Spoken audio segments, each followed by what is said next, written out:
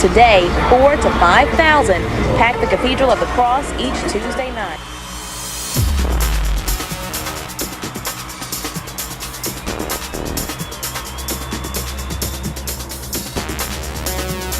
First Corinthians 9:24, Paul reminds us, those who run in a race run but only one to receive the prize. Run in such a way that you might win.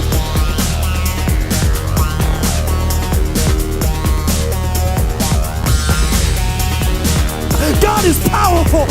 It's affecting the lives of thousands.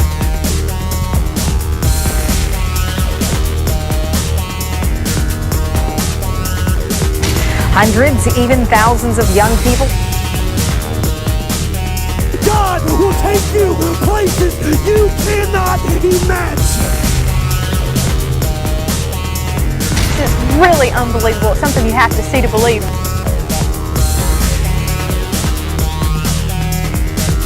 This ministry, I'm told, has grown from 1,400 to about 5,000 in 5 months' time.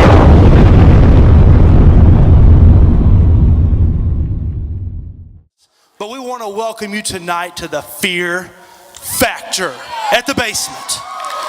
But we do, man. We all got fears. We all got phobias. You know what I did? I decided, I was like, you know what? I'm going to go on the internet and find out what these phobias and fears are. And I found out that I got a couple of them. The first one, how many of y'all are germ freaks? I am the biggest germ freak. I didn't think I was until I started reading the description of a germ freak, a germophobia.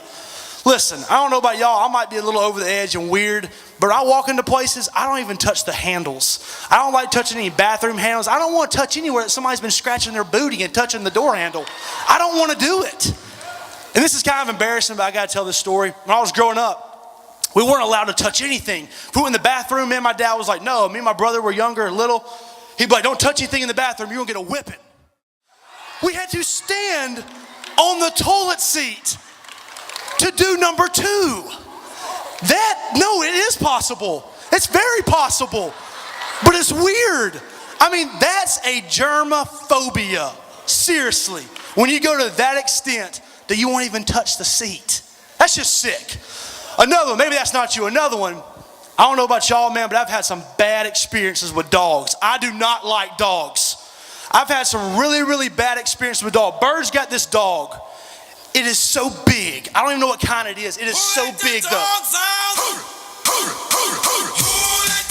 Oh my gosh, there's that stinking dog.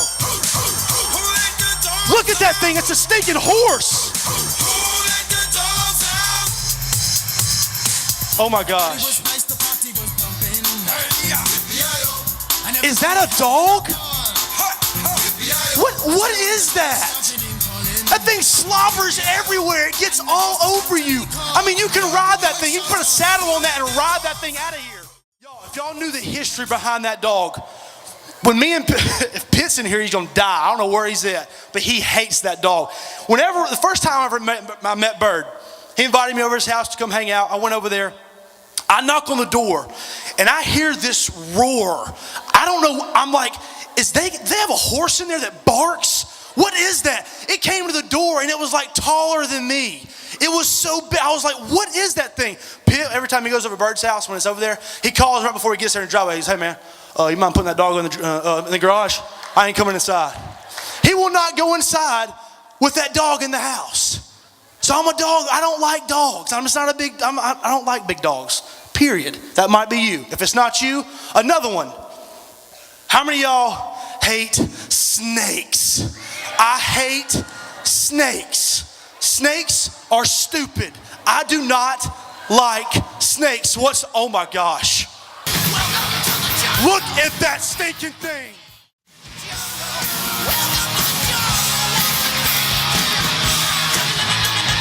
Come on down, fellas. Come on down. Oh my gosh. That snake is like 20 feet long.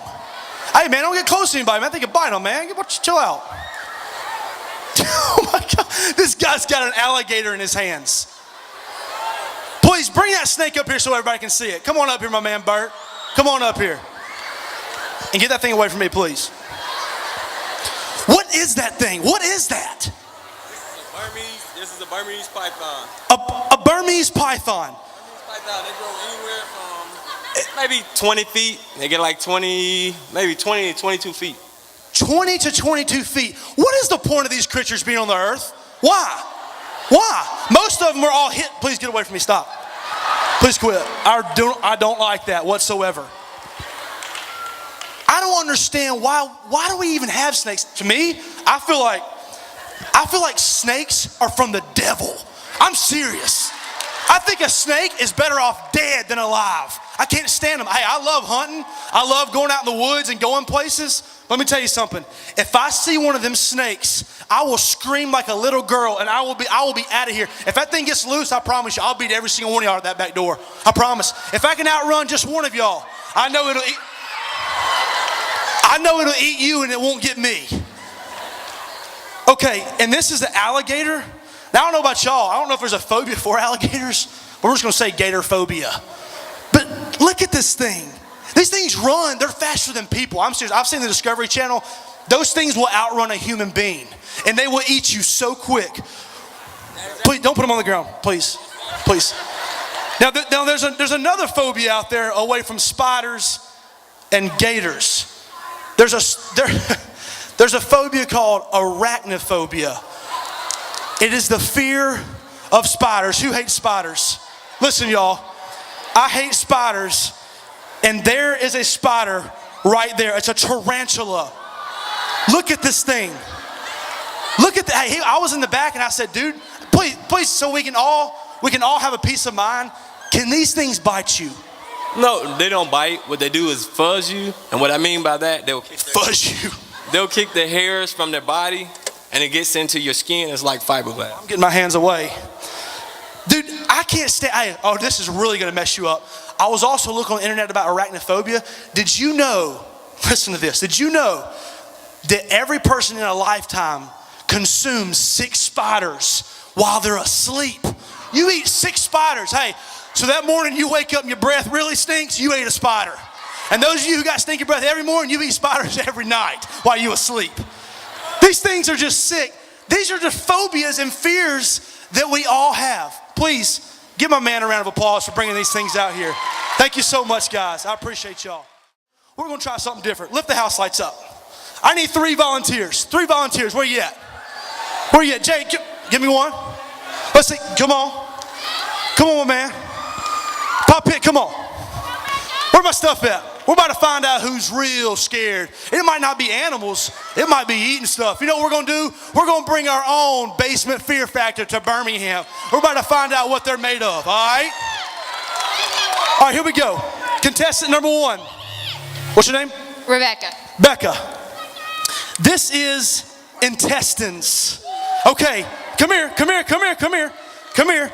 You have about 5 seconds to eat a piece of that to prove that you're a real fear factor. Are you ready?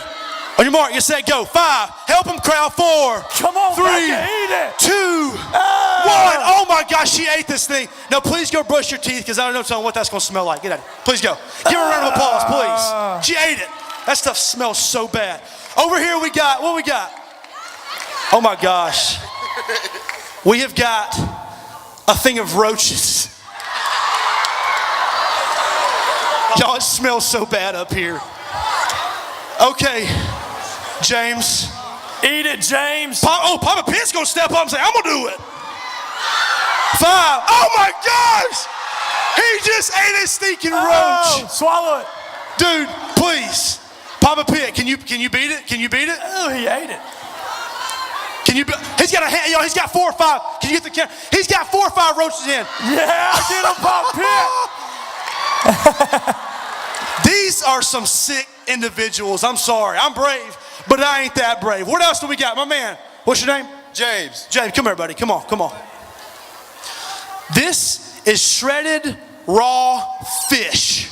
Shredded. James, you got 5 seconds to eat some of that, buddy. Go. Help him out. 5, 4, 3, 2. Swallow it, man. Hey, give it up for all these guys, man. That's just nasty. They all ate that. Y'all ever seen the show? They eat like eyeballs and stuff. It's just sick. But man, we all have fears.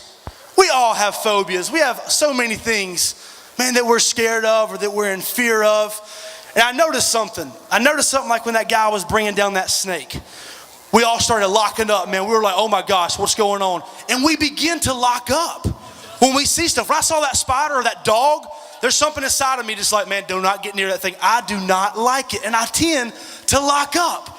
But you know what? It's not just like bugs. And it's not just about eating stuff. Man, we can have fears just in life. We can have fears just in life in general. So you know what? I came up with a couple of things. I was like, man, what are some things that lock us up in fear, that fear takes us and grips us and doesn't let us go? The first thing that I came up with, what are we fear of? What scares us? I started thinking about myself. I was like, you know what? It's probably the number one thing is probably the fear of the unknown. Not knowing, like for instance, not knowing, like I've been seeing all these things on the news, man. CNN, Fox News, they're talking about how bad the economy is. And it really can mess with your head. It really can make you be like, well, man, if the economy is so bad, do I have a job? Or am I going to go in tomorrow and am I going to be there? And as we sit there and go through these things, we begin to lock ourselves up. We get chained up by ourselves. It begins to chain us up and we can't get out. And it's the fear of the unknown. What are we going to do? Our future. What does our future hold, man? Where are we going to be in 5 years? What's it going to be like? And I could probably even go here. For single people, like, you know, our biggest thing is, man, we want to find love. We want to find that significant other. We want to find that other person to spend our life with. And it's real easy to be like, man, God, you got everything under control? Where they at? You know, I've gone through some bad ones. Where's the good one at? And it's so easy to do that. But if we let those thoughts get in, if we let it creep in, the unknown begins to chain us and wrap us in fear. Because let me tell you something. God's got it under control. He's got it under control, man. He's God. He knows exactly what we need and when we need it.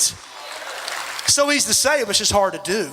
But he knows everything. He knows exactly what we need. In Matthew 6:31, it says, he knows everything we need and he'll give it to us when we need it. So the unknown begins to chain us up and it begins to hold us down. The second thing, maybe if that's not it, it's the fear of pleasing others. The fear of pleasing others, man. Another word known as peer pressure. I don't care what age you are, we ain't never gonna escape peer pressure. We're never gonna escape it. I can remember a time in 8th grade, man, this is right after I've been homeschooling all my life and I just got put into public school. Just got put in. And that was during the time when earrings were in, or they're still in, but I'm just saying, you know, that's when it was kind of getting popular. Earrings were in, the baggy pants, the new hairstyles. So I went to school and I'm like, man, those people got some cool things. My dad was like, you ain't doing none of that. I had to wear jeans that were peg leg. I had to wear jeans that were so tight that I couldn't even breathe. Then listen to this. He told me, he said, son, if you ever get your ears pierced, I promise you, when you come home, I'm sure some of y'all's dads said this, I will personally rip it out of your ear. That's what he told me. I'll rip them things out of your ear if you come home with that. And if that's not it, my hair, I wanted to start doing some cool hairstyles, man. You know, it's kind of getting new age, man. We got to do some more things with our hair. I'm tired of doing the same old thing. No, my dad was like, All through high school, I had to wear my hair slicked over, AKA the comb over. That's what I had to wear. I had to wear a thing called a comb over. He would sit there, I'm not kidding you. I'm 16 years old, 15, 16 years old. He would grab his thumb and he would lick his thumb and say, come here, no, you missed a spot. He would grab his thumb, my hair would be perfectly slicked over. Perfectly slicked over. And I was like, man, I can't impress my friends like that. And he began to wrap me in chains. I was like, man, dad, gum. He didn't mean to do it like that. But he began to wrap me in chains because it's peer pressure. Another peer pressure is, God never intended us to be wrapped in chains with a drug addict. He never intended us to be drug addicts. He never intended us to be alcoholics. He never intended any of that to happen. But as peer pressure and as time goes on, we get put in front of people, we begin to fall into peer pressure. We begin to fall in that trap and it begins to chain us up. It begins to chain us up to where we can't move. But before the chains, he could move. He could get up anytime he wanted to. But as the chains start coming on, you begin to where you can't even move. Fear chains you up. The third thing, I think is the biggest thing, the fear of being alone. The fear of being alone, man. It doesn't matter if you're in a relationship or not. There's just certain times that we can just get lonely. We can just get lonely, man. Like, man, we feel like nobody cares or we feel like nobody understands. We're like, where's God at, man? God, where are you at? What's going on? I feel so lonely. And it begins to chain us and wrap us up. And it keeps us so chained and bogged down that we don't even want to do anything. And it goes back to the singles, man. We can get lonely, man. Sometimes I've heard people say the biggest fear is that I'm gonna wind up alone.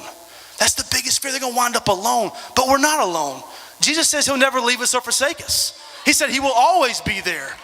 But loneliness begins to creep in and it begins to chain us and keep us so chained that we can't even move.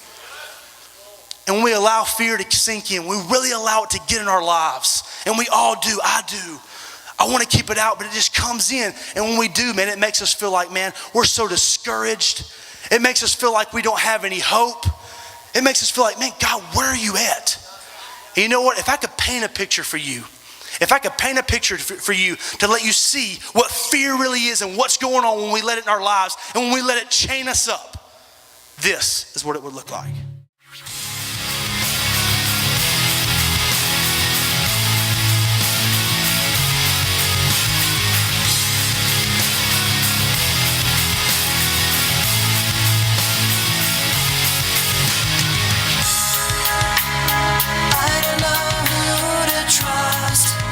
Surprise. Everyone feels so far away from me.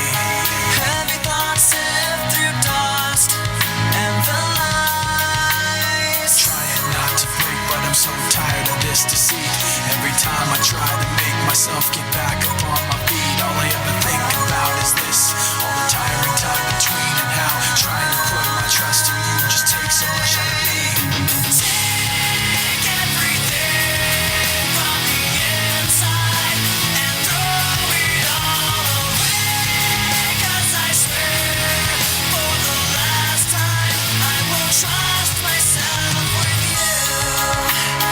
Tension is building inside steadily. Everyone feels so far away from me. Heavy thoughts forcing their way out of me. Trying not to break, but I'm so tired of this deceit. Every time I try to make myself get back up on my feet, all I ever think about is this. All the tiring time between and how trying to put my trust in you just takes so much out of me.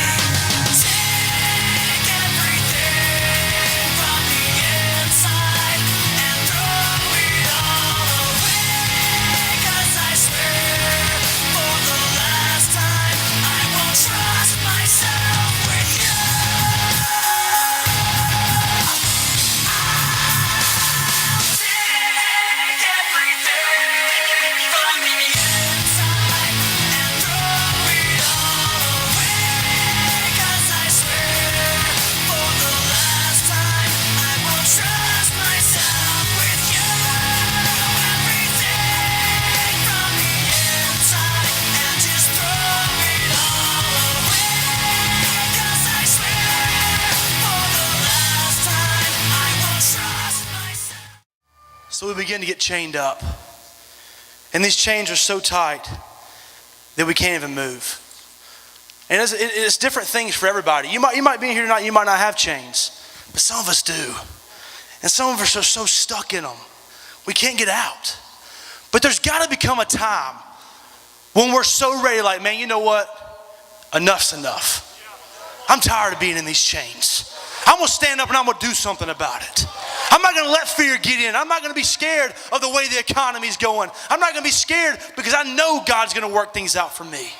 But when we let that fear in, that's exactly what it looks like. That's exactly what it looks like. That fear begins to wrap us and wrap us and wrap us in chains. So what do we do to get out of them? They're so easy to get in. I'll be the first to admit they're easy to get in, but the hardest part is getting out of the chains. How do we get out of these chains?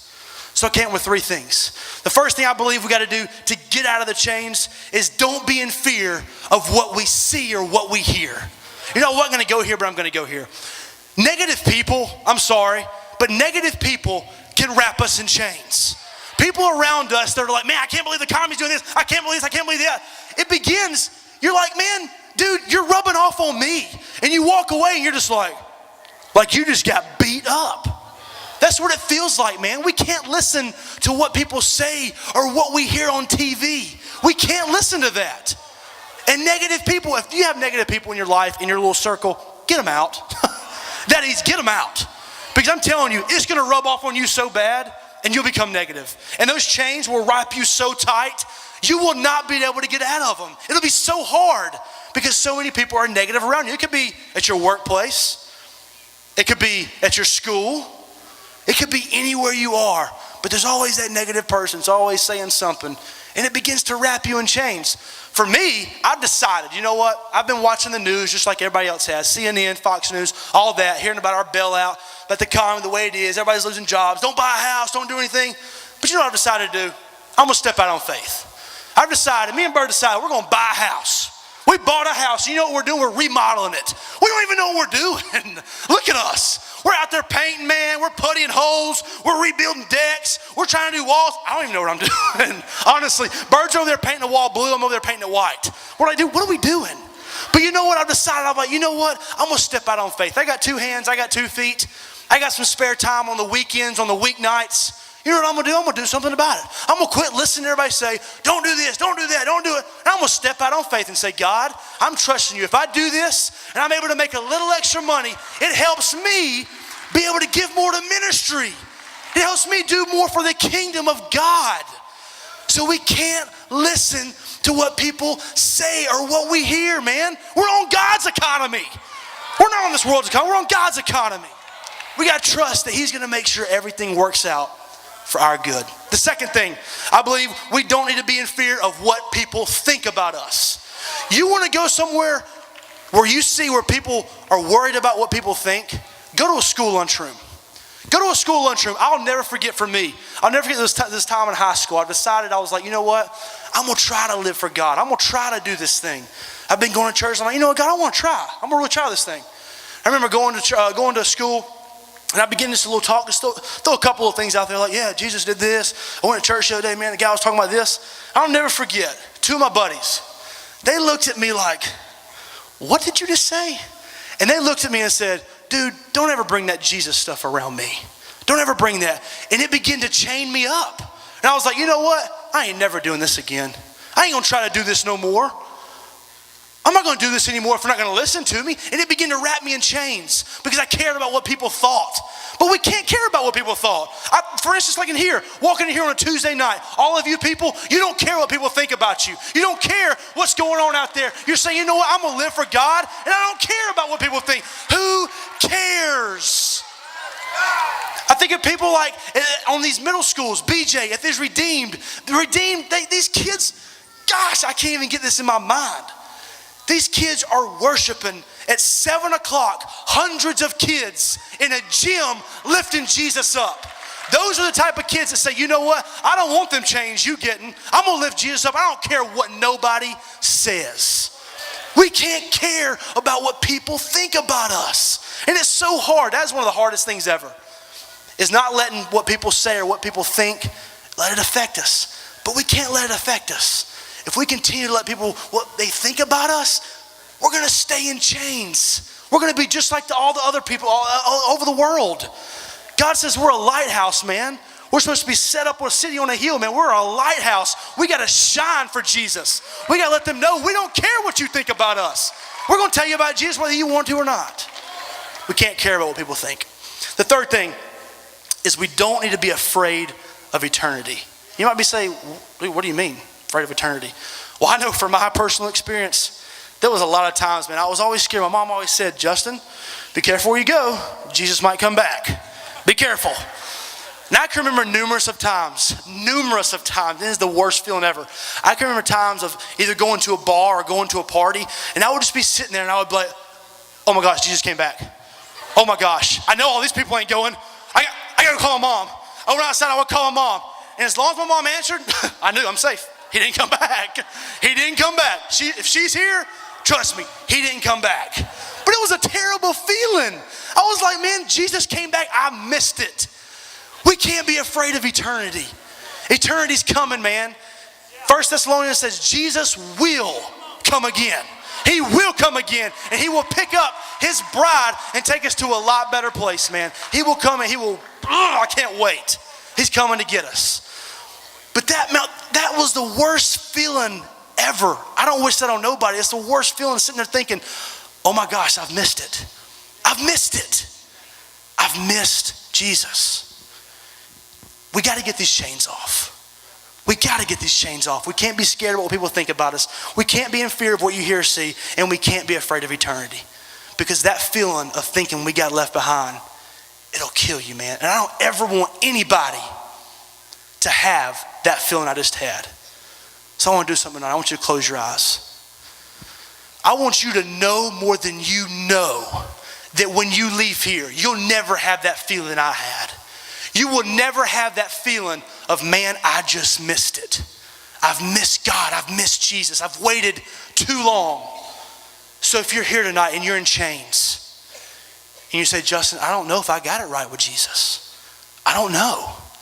We're going to say one simple prayer, because it says, if you confess with your mouth and you believe in your heart that Jesus will save you, and thank God for his mercy. Mercy is waiting around the corner for you. It is waiting for you. So all of us together, man, if that's you here tonight, you're like, man, I'm not sure, Justin, I don't know. We can solve that problem right here, right now. So as we all say this together, say, Jesus, say, forgive me of my sins. Say, God, I confess that you, Lord of my life. Say, fill me with your Holy Spirit. Say, teach me and guide me into all your ways, into all your truths. In Jesus' name I pray. And everybody said, amen. If you said that prayer tonight, let me tell you something. You are a new creature, man. You never have to have that feeling of, man, I missed it. So if you're here tonight, you are a new person, man. Your name is written in eternity forever.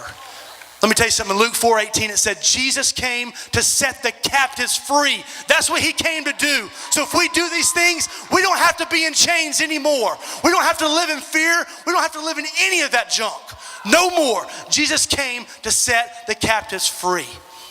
And if we could see it in our days, if we could see what that meant, Jesus said those words, if we could see it, it would look like this.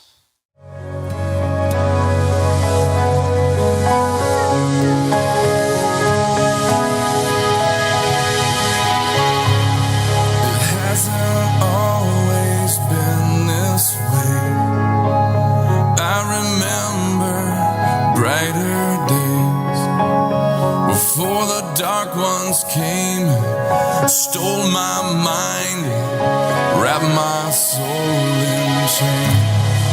Now I live among the dead, fighting voices in my head, hoping someone hears me crying in the night and carries me away. Set me free. The chains holding me.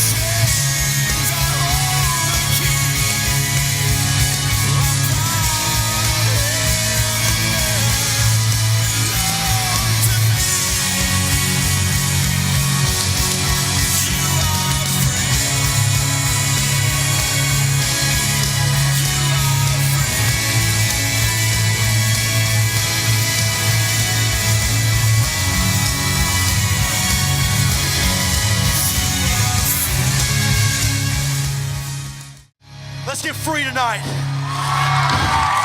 Who will stand with me tonight and hold their chains up and say, no longer, I'm not going to sit in these chains anymore. I'm not going to let fear creep in me and dominate me. If that's you tonight, come down to this place. Let's worship and get free of this. And if that's not you, maybe you just need to remember that time that Jesus came and set you free. Because he says, whoever the Son sets free is free indeed. Who'll stand with me? Who will stand with me? Say no more. Come on, it's time we stand.